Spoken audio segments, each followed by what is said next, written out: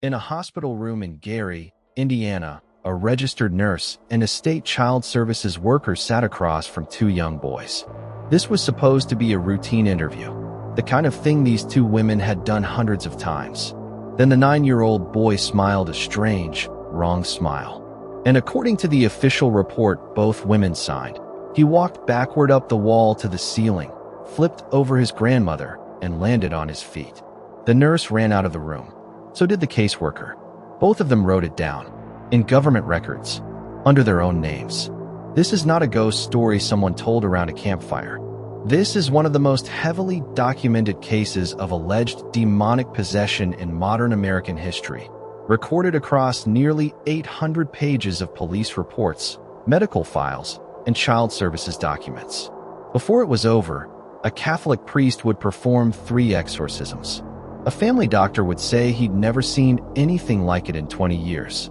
And a police captain with 36 years on the force, a man who walked in certain the whole thing was a scam, would walk out and say 3 words: "I am a believer."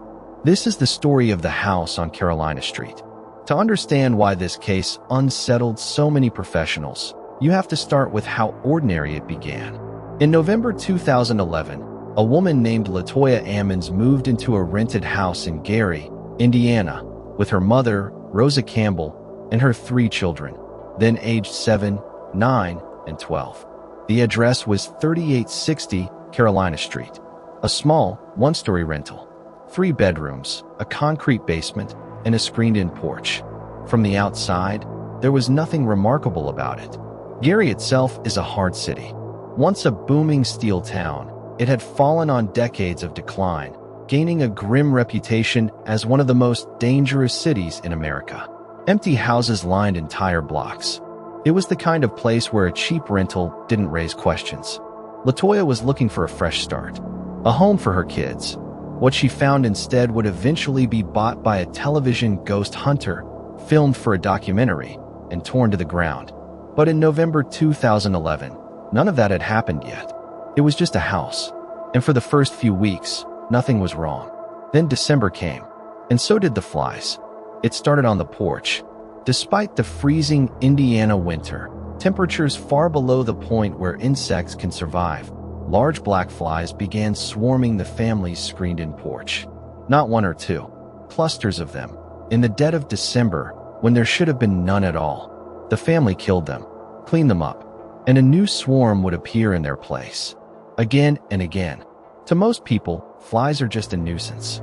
But there's a detail that gives believers pause. In old religious tradition, a swarm of flies is tied to a specific name, Beelzebub, sometimes translated as Lord of the Flies. Whether you find meaning in that or not, the family did. And pest control experts who later looked at the accounts could offer no clean explanation for why flies would swarm a freezing porch in the middle of winter and keep coming back. Then the sound started. Rosa Campbell, the grandmother, was the first to hear them. Footsteps, coming from the basement stairs, late at night, long after everyone had gone to bed. The slow, deliberate sound of someone climbing the stairs when no one was down there. And then the basement door, the one that opened into the kitchen, would creak open on its own. At first, they told themselves it was an old house. Old houses settle. Old houses make noise. But old houses don't do what came next. The activity grew bolder. Doors slammed on their own. Objects moved. The oldest son would later tell a child psychologist, plainly, that doors would slam and things started moving around. And then, the family said, it stopped being about the house and started being about them. Latoya described a shadow, a dark figure, the shape of a man, moving through the rooms. Wet footprints appeared where no one had walked. The youngest child, according to his mother, was once thrown out of the bathroom by something no one could see. Desperate and frightened, Latoya looked for help outside the ordinary. She reportedly brought in clairvoyants, who told her the house sat on top of something dark. One would later describe the basement, chillingly, as a portal. But the thing that would make this case famous wasn't the flies, or the footsteps, or the shadow. It was what began happening to the children. This is the part of the story the professionals could not explain away. And it's the part we have to handle carefully, because at the center of it are 3 children who did not choose any of this. According to the family, and later according to official reports, the children began to change. Their eyes, witnesses said, would bulge. Their voices would deepen into tones that didn't sound like children at all. They wore strange, unsettling smiles. The 9-year-old described, in disturbing detail, what he said it felt like to be killed. The 7-year-old, at one point, locked his hands around his older brother's throat and would not let go, until adults physically pried his fingers loose. For any parent, this is a nightmare. And LaToya's first instinct was not the church. It was the system. She took her children for medical help. She wanted doctors.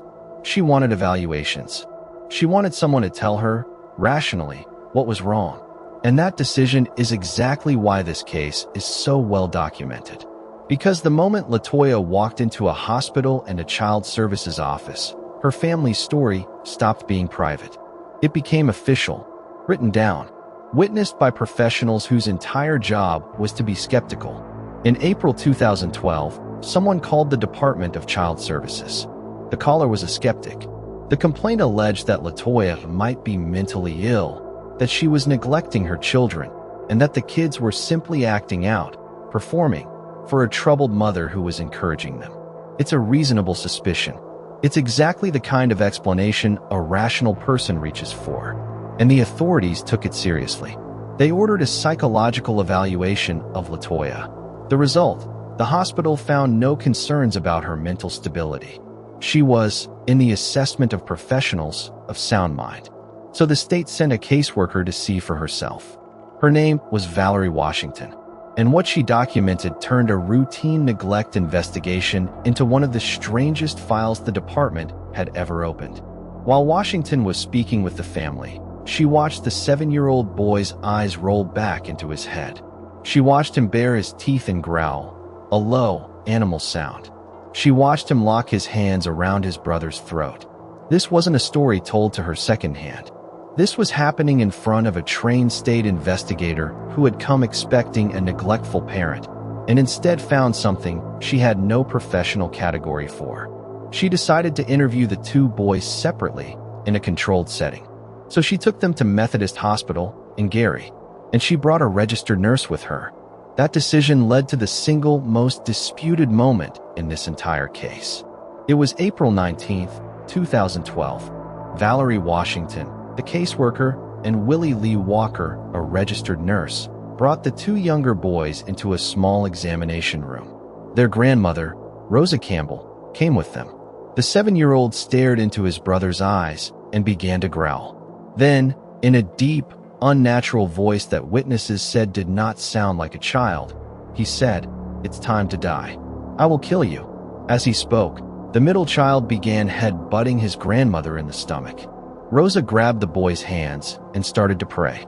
And then, according to Valerie Washington's official report, an account she put in writing and that the nurse corroborated, the 9-year-old boy got a strange grin on his face. And he walked backward up the wall. Not climbed, not jumped. The report is specific. He glided backward, up the wall, to the ceiling, flipped over his grandmother, and landed on his feet. The caseworker said it was not like an acrobatic stunt. She said the boy simply glided upward, with ease. Then she ran out of the room. The nurse ran out right behind her. Think about who these witnesses are.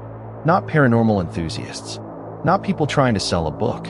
A state child services caseworker, whose job is to document facts for court, and a registered nurse, a medical professional. Both of them signed their names to it.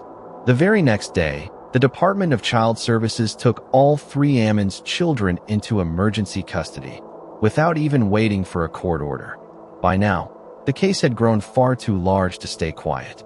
The Gary Police Department got involved, and leading part of that involvement was a man named Captain Charles Austin, a 36-year veteran of the force. The kind of man who had spent his entire adult life learning to spot a lie. And when Austin first heard the Ammons family's claims, that's exactly what he assumed it was. A scam, to make money somehow. He wanted to prove it. But something happened over the course of his investigation. Austin made several visits to the house, and strange things started happening around him.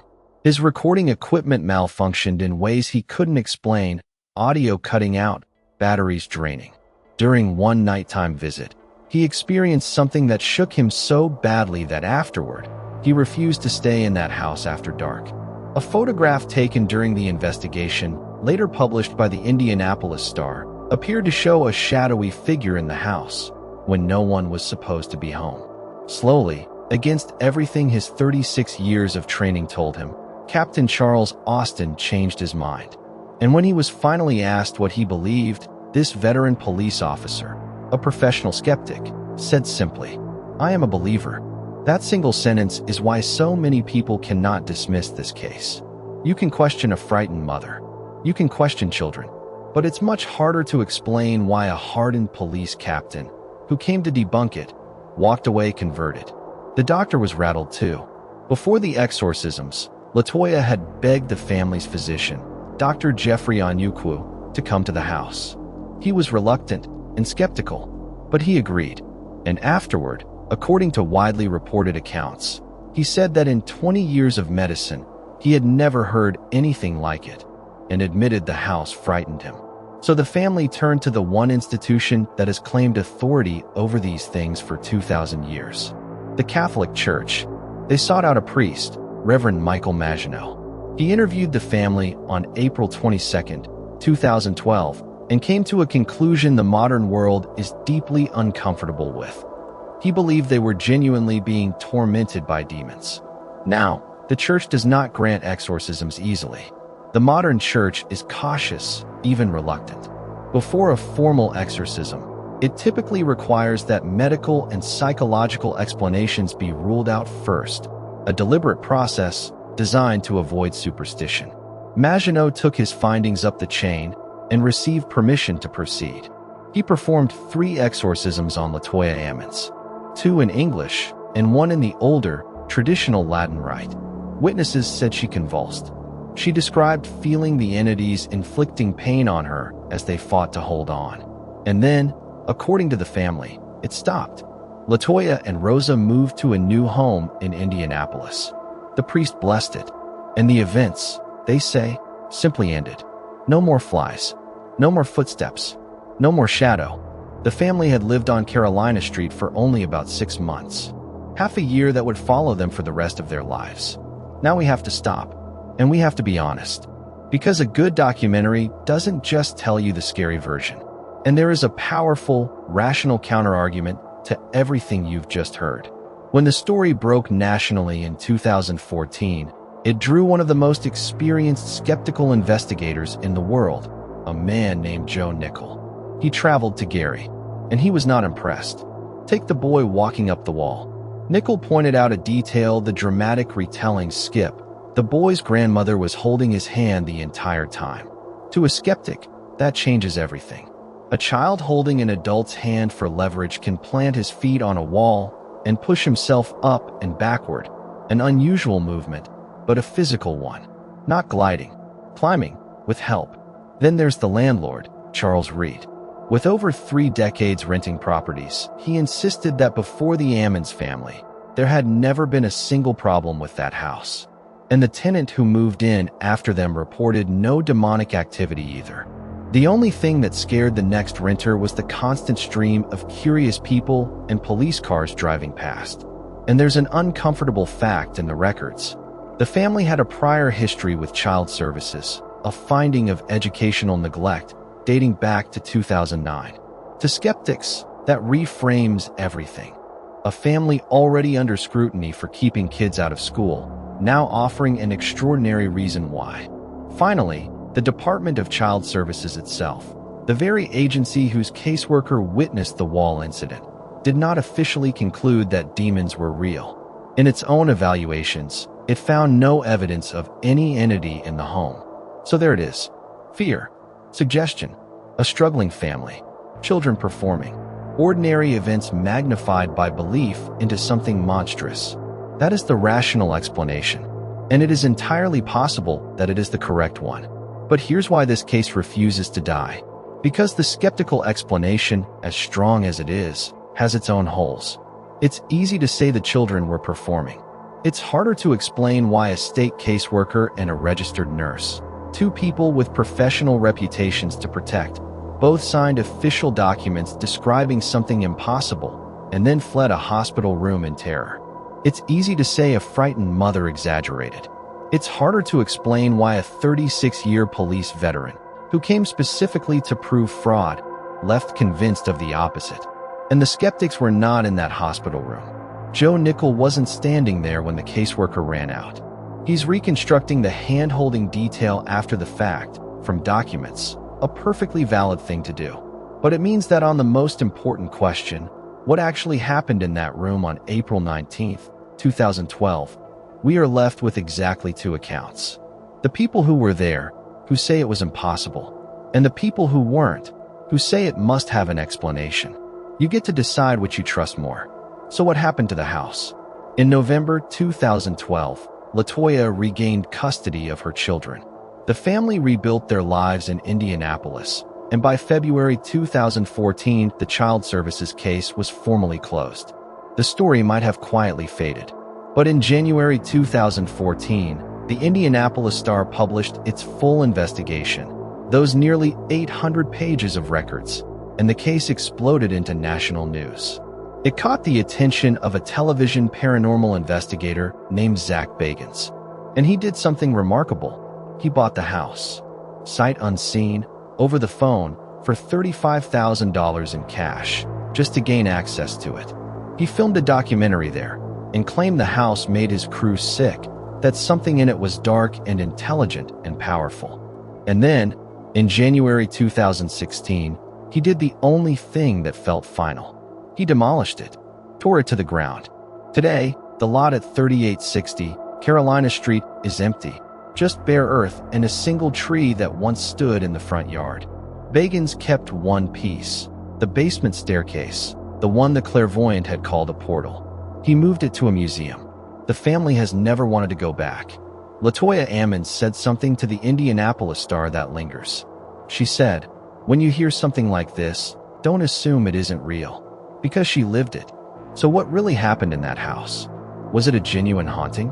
Was it mass hysteria, fear and suggestion spreading through a frightened family until ordinary events became monsters?